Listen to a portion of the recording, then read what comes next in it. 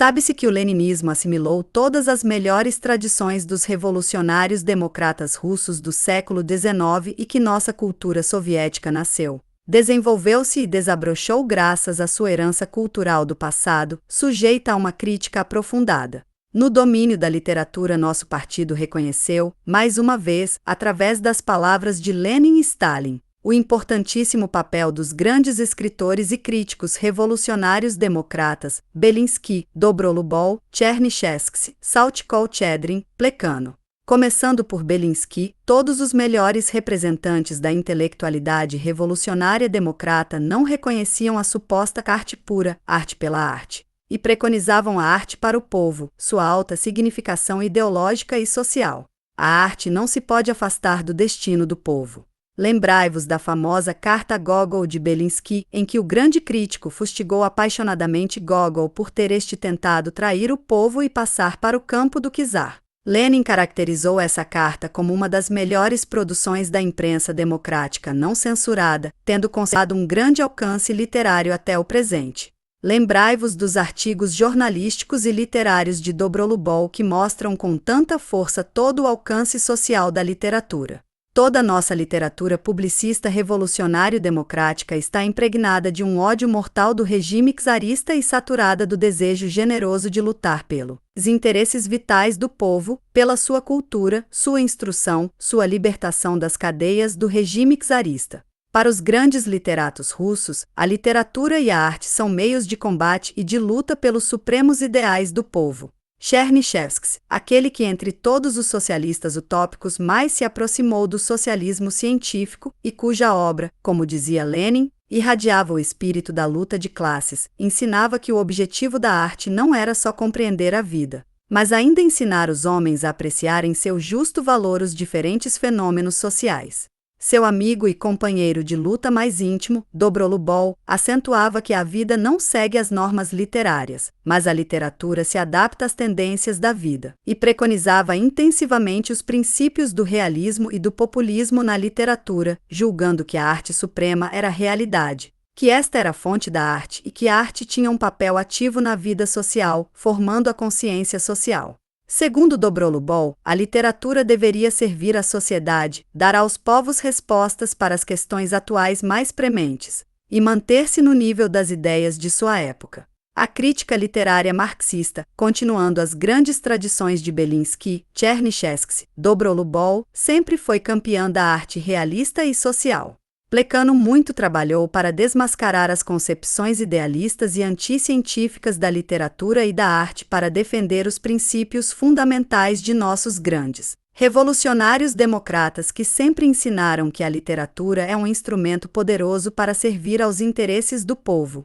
Foi Lenin quem primeiro exprimiu com a maior nitidez o ponto de vista do pensamento social progressista sobre a literatura e a arte. Quero lembrar-vos o célebre artigo de Lenin, A Organização do Partido e a Literatura de Partido, escrito em fins de 1905, onde ele mostrou, com o vigor que lhe é próprio, que a literatura não podia deixar de ter partido, que devia ser um fator importante na luta do proletariado. Nesse artigo ele apresentou todos os princípios que constituem a base do desenvolvimento de nossa literatura soviética. Lenin escreve que a literatura deve tornar-se a obra do partido.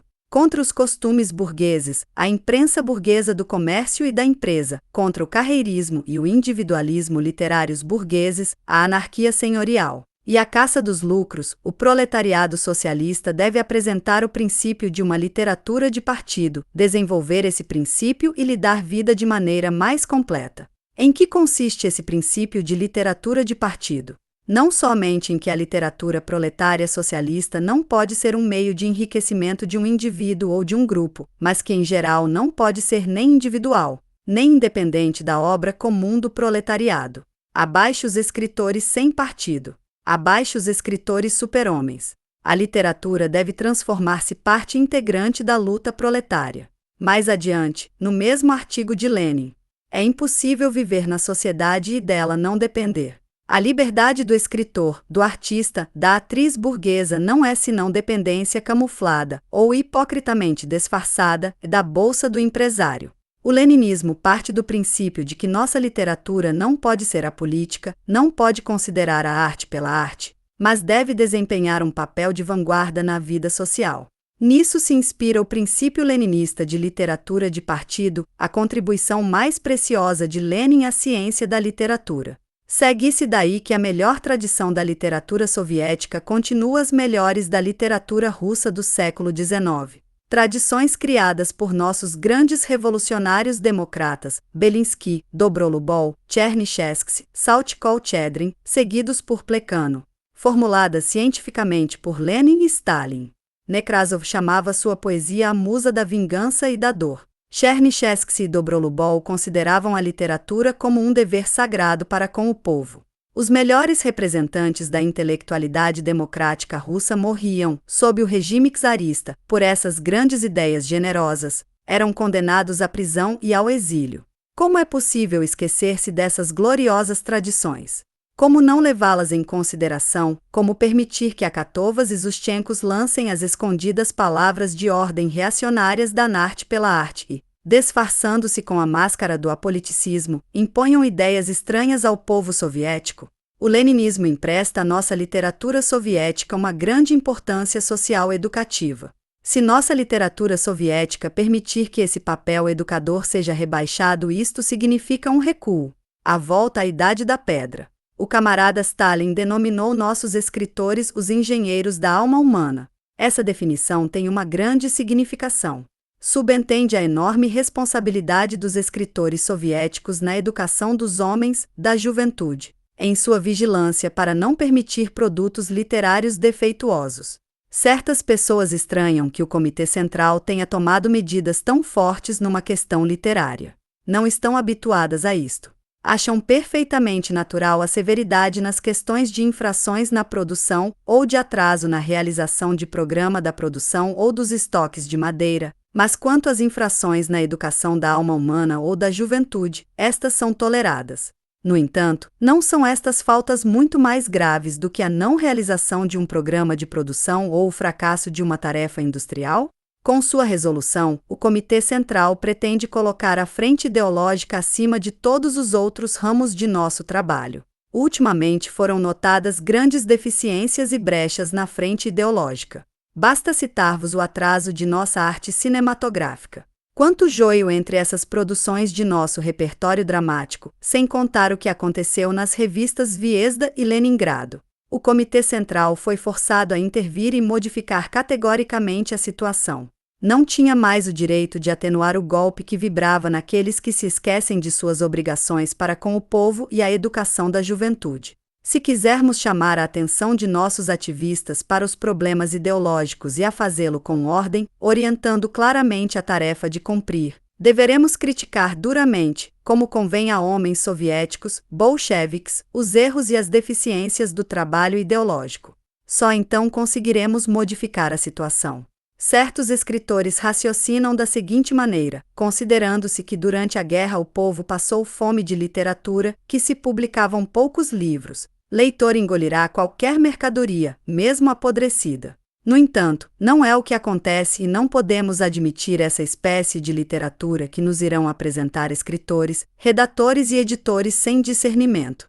O povo espera dos escritores soviéticos uma verdadeira armadura ideológica, uma alimentação espiritual que o ajudará a realizar os planos da grande construção, da restauração e do desenvolvimento da economia nacional do país. Exige muito dos escritores, deseja ver satisfeitas suas aspirações ideológicas e culturais. Durante a guerra, devido às circunstâncias, não pudemos satisfazer suas necessidades vitais. O povo quer que se expressem os acontecimentos passados. Seu nível ideológico e cultural elevou-se. Frequentemente não fica satisfeito com a qualidade das obras literárias e artísticas que se publicam em nosso país. Certos escritores e trabalhadores da frente ideológica não querem compreender isto. O nível das exigências e do gosto de nosso povo elevou-se muito e aquele que não quiser compreendê-lo ou nele não se conseguir manter ficará para trás. A literatura não se destina unicamente a seguir o nível das necessidades do povo, muito mais, deve desenvolver seus gostos, elevar suas exigências, enriquecê-los com ideias novas, levá-lo para adiante. Aquele que não puder seguir o povo, satisfazer suas aspirações, manter-se no nível de desenvolvimento da cultura soviética, tornar-se-á forçosamente inútil. Outro grande erro decorre da insuficiência ideológica dos diretores de Zvezda e Leningrado. Esse erro consiste em que alguns dos nossos trabalhadores da direção haviam colocado em primeiro plano suas relações com os escritores, não o interesse da educação dos homens soviéticos e de suas tendências políticas, mas interesses pessoais e de camaradagem. Disse que numerosas obras perigosas ideologicamente e fracas artisticamente foram publicadas por medo de ofender este ou aquele escritor. Do ponto de vista desses redatores, era melhor sacrificar os interesses do povo e os do Estado a fim de não defender ninguém. Essa é uma situação perfeitamente injusta e politicamente errada, é como se pretendesse trocar 1 milhão por um tostão. Desenvolver o espírito crítico. O Comitê Central do Partido assinalou em sua resolução o grande perigo que existe no fato de substituir uma atitude de princípio na literatura por relações de camaradagem. Essa atitude de camaradagem, sem princípios, de certos escritores nossos, teve uma influência profundamente negativa. Provocou o abaixamento do nível ideológico de numerosas obras literárias e facilitou o acesso à literatura a elementos estranhos à literatura soviética. A ausência de senso crítico nos chefes da frente ideológica em Leningrado, nos redatores das revistas da cidade. A substituição de uma atitude de princípio por relações de camaradagem, à custa dos interesses do povo, causaram um grande prejuízo. O camarada Stalin nos ensina que se quisermos conservar quadros, instruí-los e educá-los, não deveremos ter medo de ofender ninguém, nem recear uma crítica de princípios audaciosa, franca e objetiva. Sem a crítica, qualquer organização, mesmo literária, pode desagregar-se. Sem a crítica pode-se agravar qualquer doença e será muito mais difícil vencê-la. Só uma crítica ousada e franca pode contribuir para aperfeiçoar nossos cidadãos, levá-los para frente e superar as deficiências de seu trabalho. Onde não existe crítica, instala-se a estagnação, falta o ar, não há mais lugar para o progresso. O camarada Stalin assinalou mais de uma vez que a condição essencial do nosso desenvolvimento é que todo cidadão soviético deve fazer corajosamente o balanço de seu trabalho, criticar suas deficiências e seus erros, refletir sobre a possibilidade de obter melhores resultados e trabalhar sem descanso para seu aperfeiçoamento. Isto se refere tanto aos escritores como aos demais trabalhadores. Aquele que tem medo de criticar seu trabalho é um poltrão desprezível, indigno da estima do povo. A atitude não crítica a respeito do trabalho, a substituição de uma atitude de princípio para com os escritores por uma atitude de camaradagem também está muito disseminada na direção da União dos Escritores Soviéticos. A direção da União, e particularmente seu presidente, o camarada Tikhonov, são responsáveis pelos erros descobertos nas revistas Zvezda e Leningrado. Responsáveis não só pelo fato de não terem impedido a infiltração na literatura soviética da influência nociva de Zhoschenko, Akhatova e outros escritores não soviéticos, como também por terem estimulado a infiltração em nossas revistas de tendências e costumes estranhos à literatura soviética. O sistema de irresponsabilidade que se instalou na direção das revistas, e particularmente, na redação das revistas de Leningrado, onde não se sabia quem era o responsável pela revista, e pelos seus diferentes setores, onde não se observava nem a ordem mais elementar. Esse sistema também influi para as deficiências das duas revistas. É indispensável consertar essa situação. Eis porque o Comitê Central em sua resolução designou um redator-chefe dos Zvezda responsável por suas tendências e pelas altas qualidades ideológicas e artísticas das obras nela publicadas. A desordem e a anarquia são inadmissíveis nas revistas, como em qualquer outra empresa. É necessária uma responsabilidade precisa para dirigir uma revista e cuidar do material literário por ela publicado. Deveis restaurar as grandes tradições da literatura e da frente ideológica de Leningrado. É triste e penoso que as revistas de Leningrado, que sempre foram mananciais de ideias progressistas, de uma cultura progressista, tenham se tornado o refúgio da indiferença e da vulgaridade. É preciso restabelecer a honra de Leningrado, como centro progressista, ideológico e cultural. É preciso recordar que Leningrado foi o berço das organizações bolcheviques de Lenin. Foi em Leningrado que Lenin e Stalin apresentaram os princípios do Partido Bolchevique, os princípios da doutrina e da cultura bolcheviques. É uma questão de honra para os escritores de Leningrado, para suas atividades partidárias, restaurar e desenvolver essas gloriosas tradições de Leningrado. A tarefa dos trabalhadores da Frente Ideológica, acima de tudo os escritores, consiste em eliminar da literatura de Leningrado o apoliticismo e a vulgaridade, a elevar bem alto o estandarte da literatura soviética progressista, a aproveitar todas as possibilidades de elevar seu nível ideológico e artístico, e não ficar para trás dos temas da atualidade, das necessidades do povo, a desenvolver, por todos os meios, uma crítica ousada das deficiências, não uma crítica servil, nem de grupo, nem de confraria, mas uma verdadeira crítica audaciosa e independente, ideológica e bolchevique. Camaradas, vedes claramente agora o erro grosseiro que o comitê do partido em Leningrado admitiu, e particularmente sua seção e seu secretário de propaganda, o camarada Shirokov, que havia sido colocado à frente do trabalho ideológico e que é o primeiro responsável pela má direção das revistas. O Comitê de Leningrado cometeu um grande erro político adotando, em fins do mês de julho, uma decisão relativa à nova equipe de redação dos Viesda nela incluindo Zostchenko. Só uma cegueira política pode explicar que o secretário do Comitê de Leningrado, Kapustin, e o secretário de propaganda do Comitê de Leningrado, Shirokov, tenham tomado uma decisão tão errônea. Repito, todos esses erros devem ser emendados o mais rapidamente e o mais categoricamente possível, a fim de que Leningrado retome seu lugar na vida ideológica de nosso partido.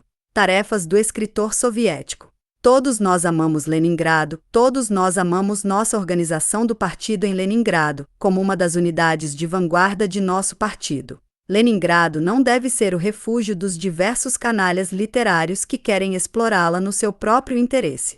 Zostchenko, Akatova e Tuti-Quanti não amam a Leningrado soviética. Veem nela o símbolo de outras instituições social-políticas e de uma outra ideologia. A antiga São Petersburgo, o cavaleiro de bronze, qua encarna aos seus olhos, eis as visões que lhes enchem os olhos. Mas nós amamos a Leningrado soviética, a Leningrado centro progressista da literatura soviética. A célebre coorte dos grandes revolucionários democratas, provenientes de Leningrado, são nossos antepassados diretos, a cuja árvore genealógica pertencemos. As grandes tradições da Leningrado de hoje continuam essas grandes tradições revolucionárias e democráticas que não trocaremos contra nada neste mundo.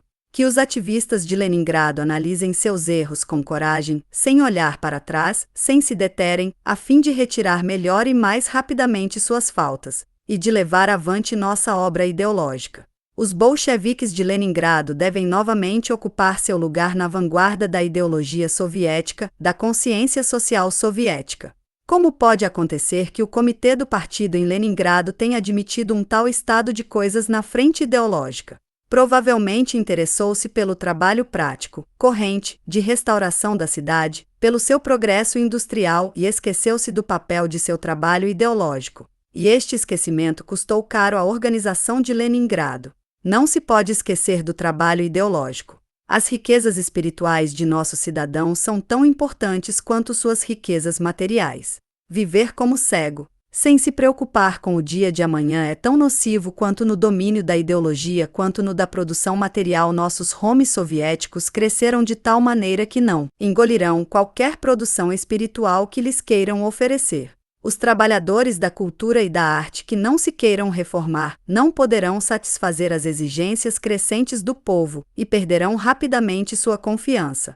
Camaradas, nossa literatura soviética vive, e deve viver, pelos interesses do povo e da pátria. A literatura diz respeito ao povo. Eis porque o povo considera cada sucesso vosso, cada uma das vossas obras de valor como vitórias suas. Eis porque se pode comparar cada obra vitoriosa com um combate ganho, ou com uma grande vitória na frente econômica. Pelo contrário, cada fracasso na literatura soviética é profunda e amargamente sentido pelo povo, pelo partido, pelo Estado. É precisamente o que visa a resolução do Comitê Central, que se preocupa com os interesses do povo, com sua literatura, e que está extremamente inquieto com a situação dos escritores de Leningrado.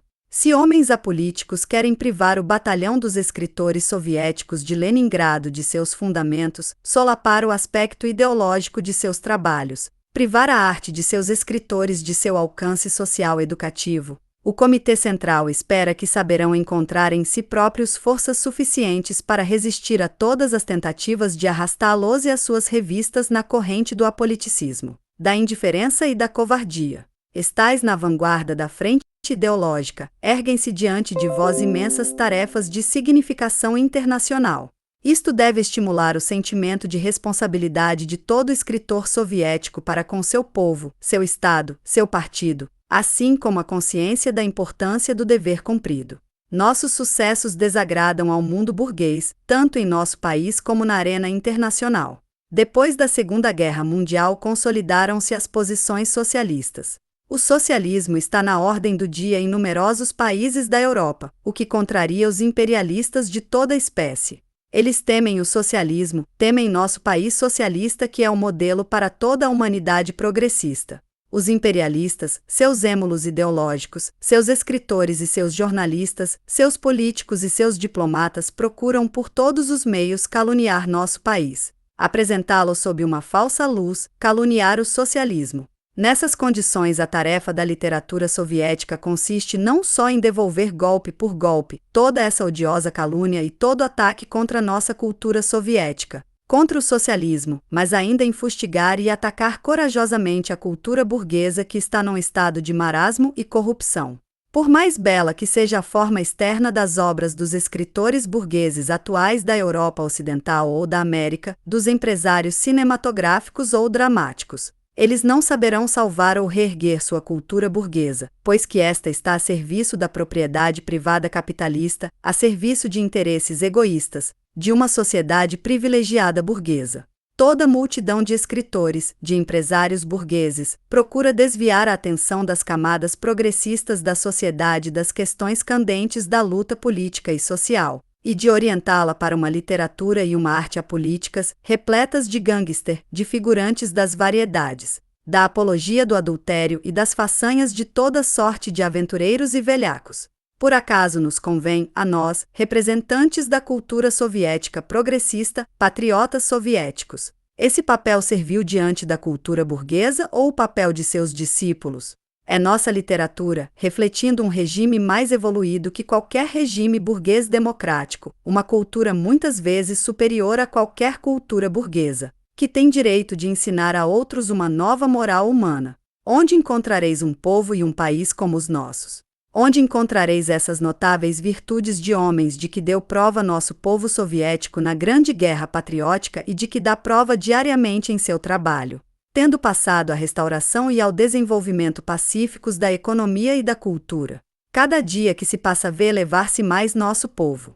Não somos mais hoje o que fomos ontem, e amanhã não seremos mais o que somos hoje. Não somos mais os russos de antes de 1917 e a Rússia não é mais a mesma, como não é nosso caráter. Mudamos, crescemos com essas gigantescas reformas que modificaram radicalmente o aspecto de nosso país. Mostrar essas grandes virtudes novas dos homens soviéticos, mostrar nosso povo, não somente como é hoje, mas como será amanhã. Iluminar com um projetor o caminho que está à frente, tais são as tarefas do escritor soviético honesto. O escritor não pode ficar a reboque dos acontecimentos, deve marchar na vanguarda do povo, mostrando-lhe o caminho de seu desenvolvimento. Inspirando-se nos métodos do realismo socialista, estudando conscientemente e atentamente nossa realidade, esforçando-se por penetrar mais profundamente na essência de nossa evolução, o escritor deve educar o povo e armá-lo ideologicamente, apontando os melhores sentimentos e qualidade do homem soviético, revelando-lhe seu futuro. Devemos ao mesmo tempo mostrar ao nosso povo aquilo que ele não deve ser. Devemos fustigar as remanescências do passado, as remanescências que impedem o homem soviético de marchar para frente. Os escritores soviéticos devem ajudar o povo, o Estado, o partido a educar nossa juventude corajosa e confiante em suas forças, sem temer quaisquer dificuldades. Sejam quais forem os esforços dos políticos e dos escritores burgueses para esconder de seus povos a verdade pura, Os resultados obtidos pelo regime e a cultura soviéticos, apesar de todas as suas tentativas de erguer uma cortina de ferro, através da qual a verdade sobre a União Soviética não possa penetrar, de diminuir a verdadeira envergadura da cultura soviética, todas essas tentativas estarão fadadas ao fracasso. Conhecemos muito bem a forma e a supremacia de nossa cultura. Basta lembrar os sucessos estupendos de nossas delegações culturais no estrangeiro, nossa parada de cultura física, etc. Acaso cabe-nos, a nós, prosternar-nos servilmente diante do estrangeiro ou aquartelarmo-nos na defensiva?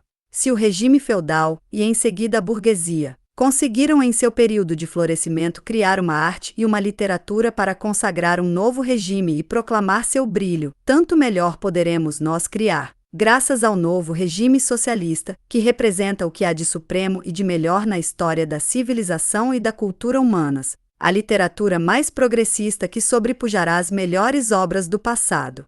Camaradas, que quer e exige o Comitê Central?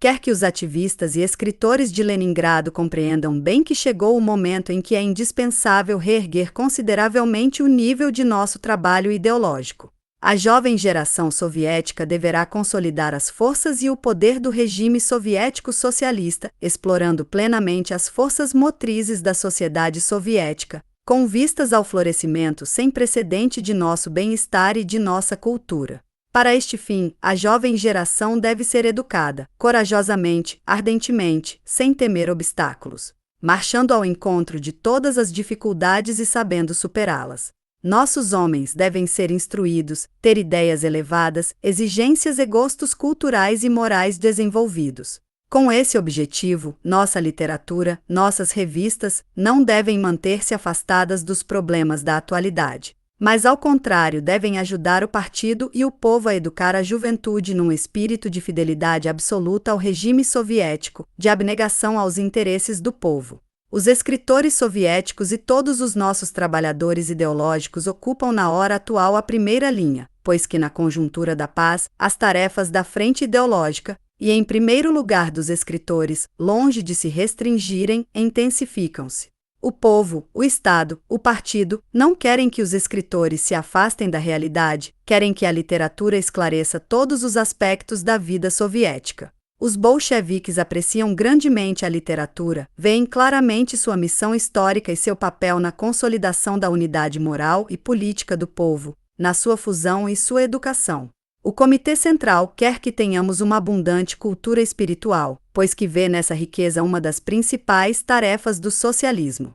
O Comitê Central está centro de que o setor literário de Leningrado, moral e politicamente sadio, saberá retificar rapidamente seus erros e ocupar o lugar que lhe cabe na literatura soviética. Está certo de que as deficiências do trabalho dos escritores de Leningrado serão superadas e que o trabalho ideológico da organização do partido nessa cidade elevar-se-á no mais breve prazo à altura atualmente necessária aos interesses do partido, do povo e do Estado.